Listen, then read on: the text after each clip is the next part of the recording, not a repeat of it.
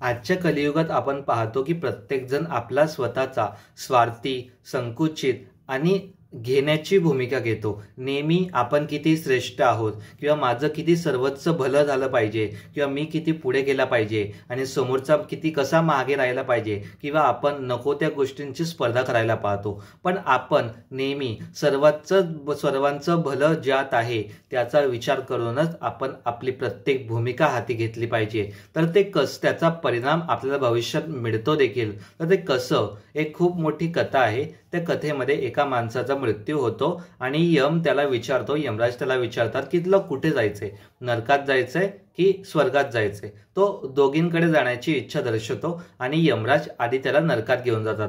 नरकात एका प्रशस्त दालनात त्याला खूप पंचपक्वाने, फळ, मिठाया सर्व दिसत होते. त्याचबरोबर सुरेल असं संगीतही त्या वातावरणात वाजत होतं. पण त्यामध्ये लोक दुःखी, कष्टी, घाबरलेले असे लोक त्याला दिसत होते आणि त्यांना ते अन्नपदार्थ जे जे काही पंचपक्वान होतं ते घेण्यास त्यांना फारच अडचणी येत होत्या. कारण त्यांच्या जे जेवणाचे जे दालन होतं त्यांचे जे काही चमचे होते ते काही अंतरावर दूर होते. त्यामुळे ते त्यांना घेण्यास अडचणी निर्माण व्हायची. ते घेण्यास त्यांना फारच अवघड परिस्थिती निर्माण व्हायची आणि मग यमराज त्याला स्वर्गात घेऊन गेले. तिथे त्याने तसंच वातावरण पाहिलं. एका प्रशस्त दालनात तिथे छान मिठाया, फळ होते, जेवण वगैरे छान छान होतं. तिथे लोक आनंदी आणि उत्साही होते. त्यामध्ये त्यांनी पाहिलं की त्यामध्ये त्यांच्या चमच्याचे अंतर, भोजनाचं चमचाचं आणि त्यांच्यापासूनचं अंतर फार लांब होतं. पण त्याने एक वेगळं चित्र पाहिलं. त्यामध्ये लोक सर्वांची काळजी घेऊन सर्वांना एकमेकांना भरवून पुढे जात होते. म्हणजे दुसऱ्यांच्या सुखात देखील आनंद आपला मानून पुढे जात होते.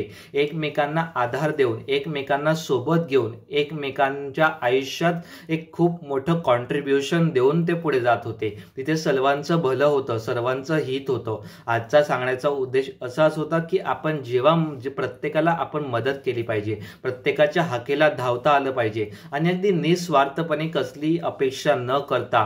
कारण आपण जेव्हा जातो तेव्हा आपण आपल्या मागे किती माणसं कमावली किंवा समाजाला काय लेणं दिलेलं आहे, काय देणं दिलेलं आहे, त्याने आपल्या समाजावरची प्रतिमा ओळखते. त्यामुळे आजपासून आपण जो काही मीपणा, आपला अहंकार, आपला श्रेष्ठपणा किंवा माझं हे जे करत बसलेलो आहे तो विचार आपण नक्की कुठेतरी सोडला पाहिजे आणि नेहमी आपलेपणाची, सर्वांना सोबत घेऊन जाण्याची प्रवृत्ती आपण अंगीकारली पाहिजे.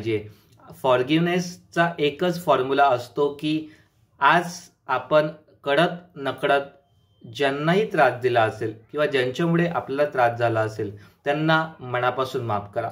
खूप मोठं ओझं हलकं होतं आणि आपण सर्वांसोबत आपलं सुख दुःख वाटून या जगाचा आनंद घेऊ शकतो. आणि तो समाजाचा विचार करतो, देशाचा विचार करतो, आपल्या मराठी माणसांचा, महाराष्ट्राचा विचार करतो, तो यशस्वी होऊ शकतो. जो स्वार्थी असतो त्याला कधीच यश पदरात पडत नाही.